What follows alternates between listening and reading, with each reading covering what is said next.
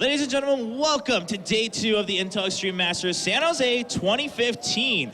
We're 15 minutes away until the tournament picks up again with the semifinals.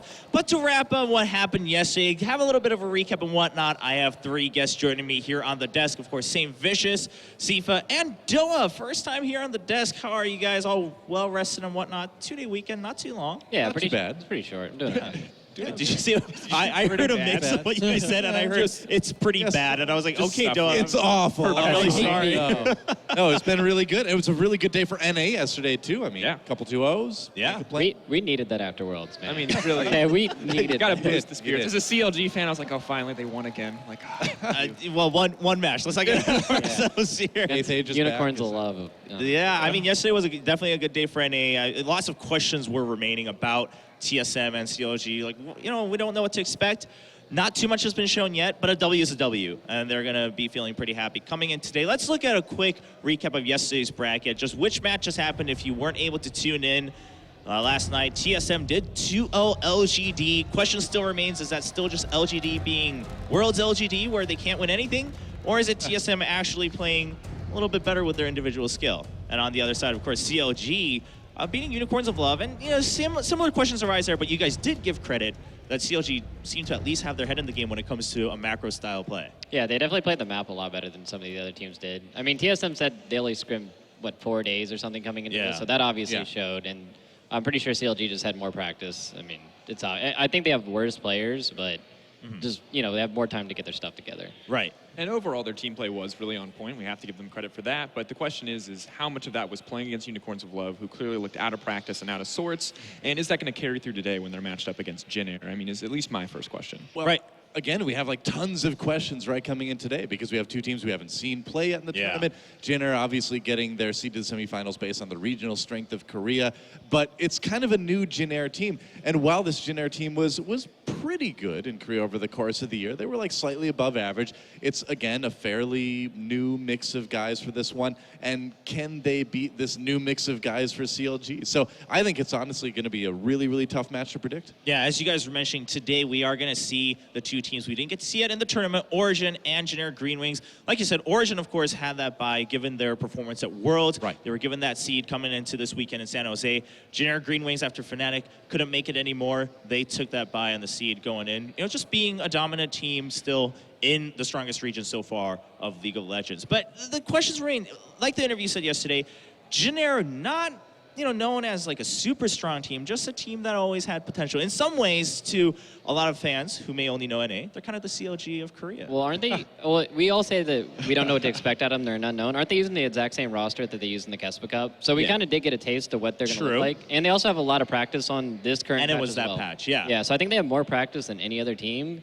And I don't think they're going to be a great, amazing team, because obviously we've seen what they've done, but I think they're going to be good enough to beat CLG. And historically, looking at Jin Air, the biggest issue, when you look at the team as a whole prior to these roster swaps, was like they always had people who are in the top 5 positions in their, or the top 5 players in their respective roles, but no one was really a standout carry. It was like 5 very supportive players, so as a result, you'd have these long, drawn-out, very slow games, and they'd start to risk throwing games away because they'd take it so late that one team fight could decide it.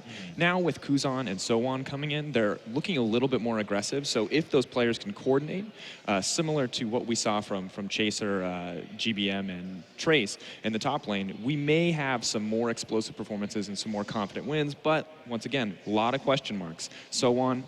Overall, probably a mediocre performance in the Kespa Cup, put out a lot of pressure, but also risked a lot of things that were completely unnecessary. Yeah, I mean, you got to watch their performance throughout that Kespa Cup, and I agree, younger players for sure, a little bit newer to the scene, so, you know, if they feel like it, if they get into the groove, they're definitely going to go a little bit more all out than their veteran counterparts, but will they ever get to that point is a big question. Doa, I mean, you've seen the older version of Jin Air too, and their evolution in Korea so far, and I mean, aren't I correct in saying that, you know, they were just always on the radar, but they never really hit the bullseye ever? Yeah, I mean, Jin Air has had a lot of a struggle since they kind of formed in Korea. The Jin Air stealths when they back when they were 2 teams. The stealths were pretty good back in the day. That's true. But I think this year, 2015, despite some disappointment here, and there was really kind of the best year yet for Jin Air. And you know, now where GBM is gone, you know, we don't quite know who's going to be playing in the other positions. We'll see if that continues, but I do think the main point that was brought up, that these are the guys that perhaps have the most experience competitively on patch 5.21, I do think that is a huge deal. So if anything's going to give these guys an edge over CLG, I think it's definitely going to be that. Okay, all right. So overall then, before we move on and talk about the first match coming up, do we think that Jenner still is dominant over CLG? Because I'm personally thinking that CLG has a pretty good shot at taking this match, and Saint's looking at me like I'm a fool, but what? Well, I mean, I feel like Unicorns Love gave people false hope. I can't even begin to express how bad they played. It's like, oh my God. Okay, okay, fair. No, fair enough. The two things that we have to look at is that CLG obviously outclassed their opponents, and when we look at who Jin Air played in the Kespa Cup, it's really going to be really hard to tell where their mechanical skill actually stacks up, because they had good laning phase against Korean opponents, against very confident, experienced laners, and so who is actually going to win out in these lanes on an individual 1v1 mechanical level is a big question, because we just haven't seen these guys play against each other, and they've been in very different levels of competition. Right on. I think in League of Legends, you know, when in doubt, bet on Korea, right? But it's just what you do. But I don't know if you could call Jin Air going into this dominant over CLG. Right. I would say I expect them to win. Okay. But I don't know if it's going to quite be in dominating fashion. Right. I mean, maybe we'll see a 2-1 in that series, one way or the other. It could get pretty interesting. Now, the first match coming up, we got a taste of the new TSM lineup yesterday. Of course, lots of cheers from the crowd. Let's talk about Origin a little bit. Successful run at Worlds, for sure. Getting in the top 4, and they technically got knocked out by the eventual winners. Sure, it was a very one-sided match, but hey, your ending point was against SKT. It's SKT. Yeah, you can't complain. I mean, anyone who runs into SKT clearly in that tournament got knocked out. So at that point, how much are we looking forward to Origin playing? Does that leave them as a favorite in this tournament? Well, frankly, with the way Origin did at Worlds, if they can play the way they did then today, I think they're going to win the whole thing.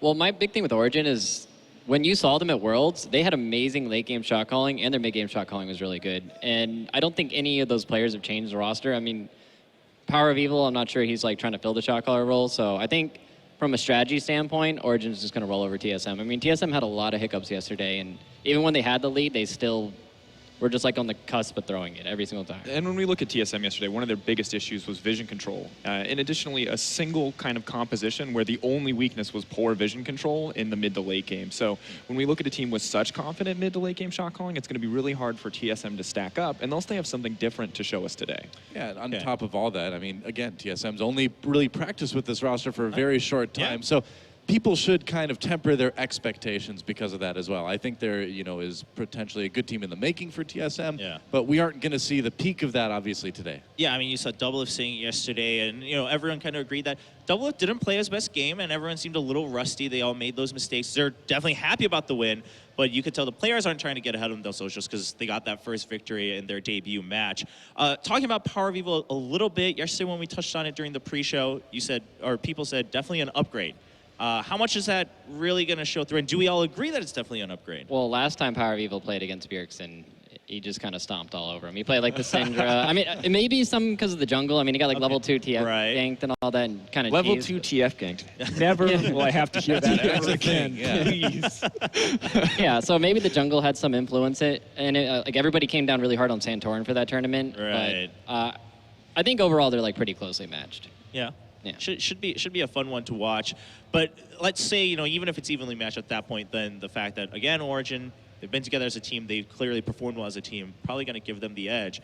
On the side of TSM, is it just overall we've seen little mistakes here and there, or did certain people really shine? Like Hanser seemed to, really fill his role in the team so far in terms of style. He did look really good, and honestly, there didn't seem to be any. It was a little bit messy overall, but there didn't seem to be any sort of huge lack of coordination. Like, I mean, people were looking for the instances of like Bjergsen and Doublelift directly clashing in a game. Whether they're fighting over CS or decisions about where to go in lane and things like that, and that didn't really happen. It seemed like everyone was, trying to work together and trying to be on the same page, and for the most part, they kind of were.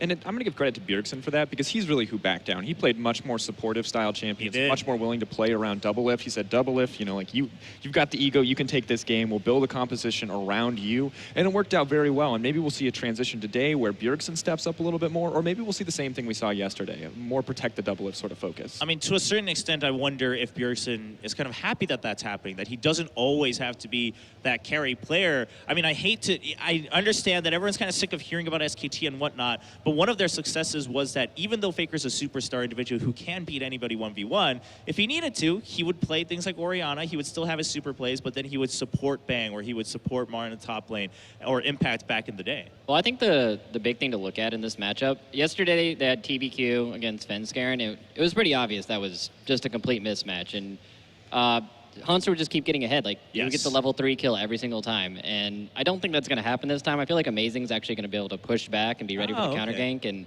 also, he's going to be able to get the deep vision in. So I think the jungle matchup's going to be what really decides this set. Additionally, when we looked at this matchup, before this tournament started, before we saw TSM playing games, I thought Hanser was going to be a huge weak point for this roster overall. I thought he was going to fall behind against, I mean, I didn't know how they were going to stack up, but if they made it to the semifinal against Origin, I thought he'd be a weak point compared to Soaz, who can be a very dominant laner. But after his performance yesterday, I'm willing to give him a bit more credit. And especially, I don't think he's going to be super dominant, but I don't think he's going to fall behind. I don't think he's going to get crushed in lane. But you think Soaz is a dominant laner? I think Soaz can be. Hold on. I think Soaz can be a maybe at the top lane or DCs or something. When I thought Hanser was like the subpar Dyrus replacement, I thought Soaz was going to take over for him. So but now I have a much higher opinion of Hanser after those games. What we're hearing in hindsight is there's no reason to listen to what you just said because you were wrong about Hanser. I was so wrong. I've been wrong, and we'll hope that I'm not going to be wrong today. I'm just kidding, man. I mean, there were a lot of questions about Hanser. And ladies and gentlemen, we are nearing the start of the tournament. So let us know what you think, and if you've missed anything from yesterday or you want to follow along more. Today we've got stats, news, and all sorts of things going on the Score Esports. You can download the app from the App Store or Google Play to catch up on every detail you don't want to miss from the Intel Extreme Masters here in San Jose. Let us know who you think is going to win in today's matches, who you want to see in the finals at hashtag IEM all across the social media sphere. And before we jump in, generally I hate doing this on the desk, but just because this is more just a kind of a interesting tournament and what we're expecting to see, who do you think we're going to end up seeing in the final? Like, what kind of matchup are we expecting here?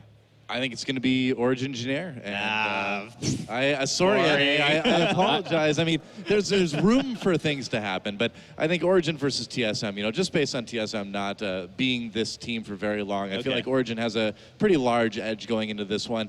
And in the other matchup, that one I think we could see a little bit more flexibility. CLG certainly could win, but I expect kind of a narrow victory for Janair just based on the region that these guys play in and their experience on 5.1. They know this patch really well. So, yeah, Origin Janair finals for me. What about you guys? Quick thoughts? Okay, completely boring. I mean, just to add, I think that when we look at these two teams, Origin has the fewest roster swaps overall. I think that's going to be a huge strength for them. They were a very dominant team on the world stage, and Jinner has the most experience out of anyone in this tournament on the patch. So, got to give them the edge in that regard. One thing I'm actually curious: who did Origin scrim? Did they scrim Unicorn's Love? I don't know. I don't think that's going to be questions. Maybe we just kick them while they're down. Say no mercy. They're already out. Hey man, people do it to me. Yeah, that's why we stand here, man. That's why we stand here. I'm just going to say, so I've been doing this hosting thing for a little while. I know my home crowd when I see one. I think we're going to see TSM and CLG in the finals. Who wants that here in the stadium?